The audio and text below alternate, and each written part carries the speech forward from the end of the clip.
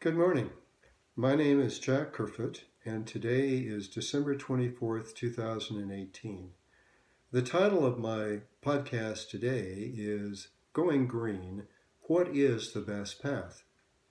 Severe weather, devastating forest fires, and compelling scientific data are all reasons to believe that the growing industrialization of our planet is causing global warming, which in turn is creating climate change. The majority of Oregonians believe global warming must be swiftly addressed by our state and federal government. Action, yes, but what is the most effective course of action? Countries, states, and cities around the world have pursued three different types of programs to reduce greenhouse gases with varying degrees of success. The first policy is called cap and trade. It's a policy that allows a government agency to sell or allocate a limited number of permits to discharge specific quantities of greenhouse gases or carbon dioxide for a finite period of time. In theory, this program will provide the private sector the flexibility to reduce greenhouse gas emissions while stimulating technological innovation and economic growth. In practice, though, cap and trade policies are complex and difficult to manage, especially by understaffed government agencies. The complexities of these type of programs usually takes time for the private sector to evaluate and, unfortunately, sometimes exploit. As an example, in Australia, this type of program allowed utilities to reopen shuttered coal fuel power plants, which resulted in a net increase in greenhouse gas emissions for the country.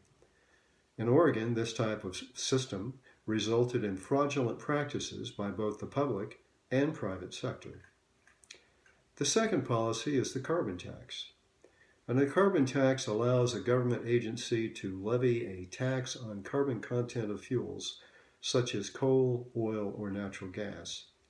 The negative financial impact of a carbon tax may be addressed by using tax revenues to favor low-income groups or to subsidize the negative impact for low-income groups. In theory, a carbon tax will reduce greenhouse gas emissions and will have a minimal impact on the economy. However, the price increase on carbon content almost always results in swift reduction in fossil fuel consumption, but it also creates significant price increases to the private sector, which in turn are passed on to the consumers.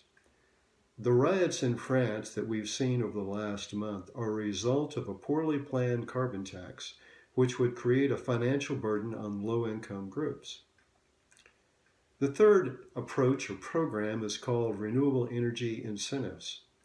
And these are policies that provide financial incentives to the private sector to use renewable energy.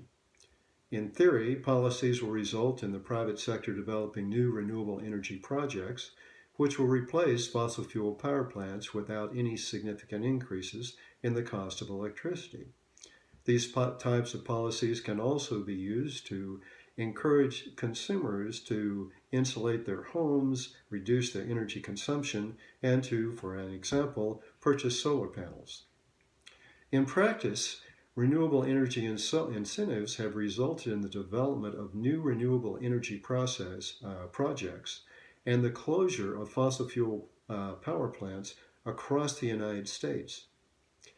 The United States Energy Policy Act of 2005 created tax credits for renewable energy such as wind and solar, and this resulted in a dramatic building program for wind farms and solar parks across the United States.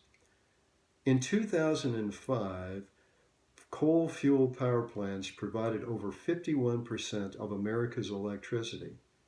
In 2018, coal fuel power plants provide 29% of America's electricity. Why? Economics, pure and simple. Renewable energy can now generate electricity for significantly less money than any form of fossil fuel.